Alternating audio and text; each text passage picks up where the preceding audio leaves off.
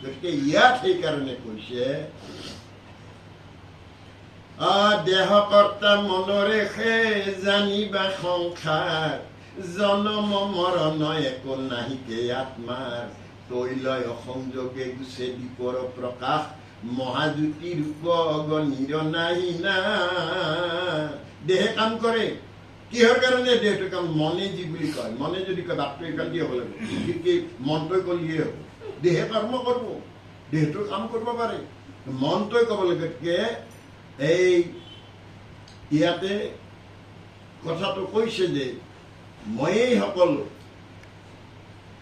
দেহ কৰ্তা মনৰ সংসাৰ জনম মৰণ একো নাহিকে আত্মা। অথচ আমাৰ তাতে প্ৰত্যেকৰে আত্মা আছে, আত্মাই আগতে গুচি যায়।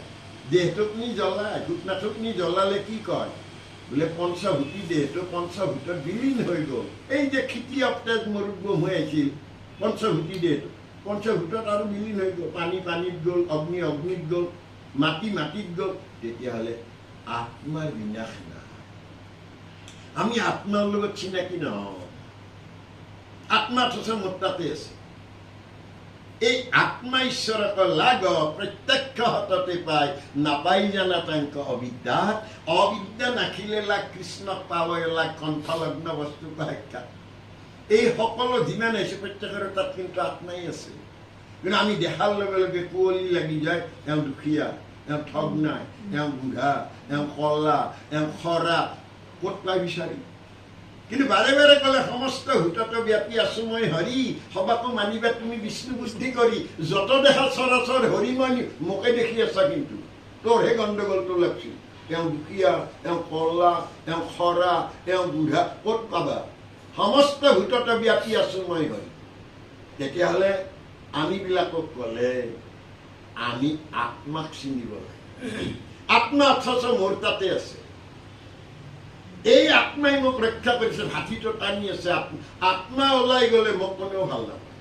মোৰ ভাৰ্যায়ক 1 ঘণ্টা ৰাখব, 2 ঘণ্টা বেলেগে যায় কথাটো ক'ব, এটা কথা ঘৰটোৰ কাৰণে বেয়া, কিন্তু চাওঁ ভাবি বাপাহঁত তাহাঁতৰ কাৰণে আৰু বেয়া। যেই চোতাল উলিয়াই দিলে জ্ঞাতি কুটুম্ব এইবিলাক সব বেয়া হৈ যায়, বতৰো বেয়াটো। এই আমি একোটা ৰাতি টোপনি যাওঁতে আমি এটা তেওঁ যদি জগাই নেদে আমাৰ শেষ।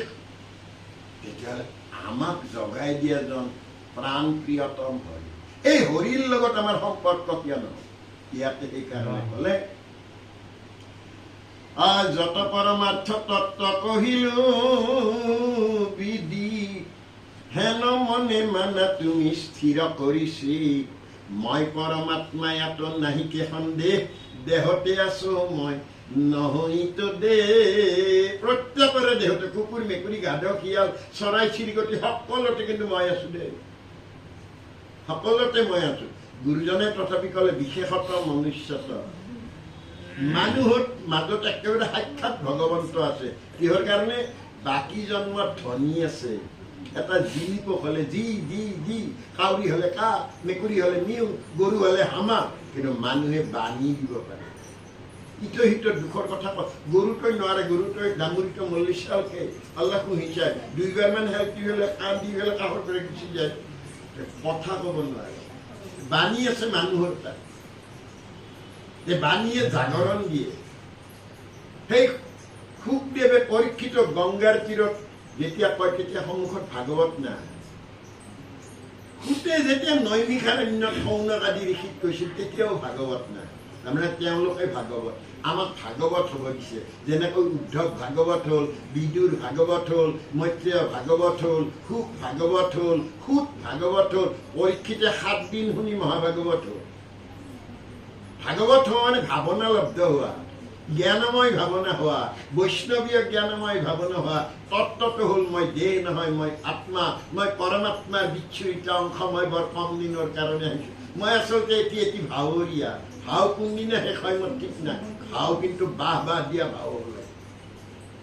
ইয়াত সেইকাৰণে কৈছে যিটো মই সেই ব্ৰহ্ম মানাহে নমনে, যিটো ব্ৰহ্ম সেই মই জানা সৰ্বক্ষণে। এতেকে গুচিবে শোক মোহ মহাৰত, কহিলো তোমাতইটো ব্যৱহাৰ যাকেই দেখা হৰি দেখা বুলিয়ে ভাববা সেইকাৰণে আমি দেখিলেই কওঁ কৃষ্ণ আমাৰ মানুহে মোবাইলটো লওঁতে কি বুলি কয় হেল্ল' এই যিজনে তো হেৰিয়ে উলিয়াইছে গৱেষণা কৰি এই মোবাইল তাৰ ঘৈণীয়েকৰ নামটো হেল্ল' তেতিয়া মনতে ওলাই হেল্ল' তাই ক'লে কি হ'ল তেতিয়াহ'লে তোমাৰ নামতে আজি পেৰে দিম তাইৰ নামটো হেল্ল' আমি তাইৰ নামটো কিন্তু সেইটোৰ নামটো ক'লি মোৰ লোকচান কিয় কৃষ্ণ বুলি ক'লে সিফালে পেৰখন আছে কৃষ্ণ তেওঁতো ক'লে কৃষ্ণ বাপৰ তাতে লাগছি মনটো বোলে তেওঁ কৃষ্ণ ক'লে তেতিয়াহ'লে আমি সুন্দৰতাৰ মাজলৈ যাব লাগিব আমি কিয় অনুবাদ তিৰিৰ নামটো হেল্ল' মই কিয় হেল্ল' হ'ব যাম মই হয়তো ভগৱন্ত হৈছে কিবা উজুতি খাওঁতে পৰতে পিছলতে সকলোতে যদি ঈশ্বৰৰ নামটো তুমি ল'ব পাৰা মই তোমাক গণি আছো নম্বৰ কাৰণ আজিৰ দিনটোৰ উপাৰ্জন অহাকালিৰ দিনটোৰ মূলধন তুমি ভাগৱতত যাব পাৰা নাই ঘৰ বাৰী ল'ৰা ছোৱালী এইবিলাকত ব্যস্ত আছা কিন্তু সকলো কামতে কৃষ্ণ তুমি কৈ আছা ভগৱন্তই কৈছে হ'ব পাঠত নেগেলে নম্বৰটো ঠিকে দিব ইয়াত আহিও যদি মই পাহৰি ইয়াতে থাকি বহি থাকিম ঈশ্বৰৰ দৰ্জাখন দিলি না নাই